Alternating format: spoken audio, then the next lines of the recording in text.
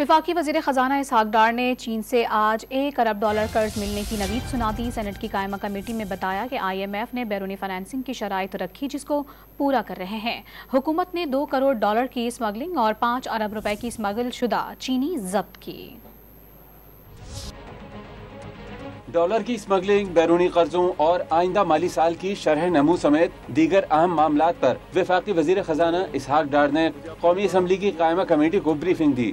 اسحاق ڈار نے کمیٹی ارکان کو بتایا کہ چین سے آج $1 ارب مل جائیں گے۔ جو قرض چین کو واپس کیا وہ دوبارہ مل رہا ہے۔ اس حوالے سے چین کے ساتھ بات چیت مکمل ہو چکی۔ بینک آف چائنا کے ساتھ بھی $30 کروڑ پر بات چیت چل رہی ہے۔ آئندہ مالی سال 3.5 کی شرح نمو حاصل کی جا سکتی ہے۔ FBI کی ٹیکس کلیکشن کا ہدف سائنسی بنیادوں پر رکھا گیا ہے۔ بجٹ میں $223 ارب کے ٹیکس اقدامات کیے گئے۔ الیکشن نہ بھی ہوتا تب بھی بجٹ ایسا ہی پیش کرتے۔ حکومت نے $2 کروڑ کی اسمگلنگ اور $5 ارب کی اسمگل شدہ چینی پکڑی۔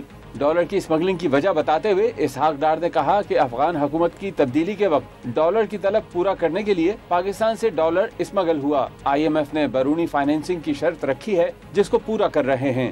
تالی دونوں ہاتھوں سے بجتی ہے۔ تمام انتظامات کر دیے گئے ہیں۔ اللہ تعالیٰ ملک کا نگہبان ہے۔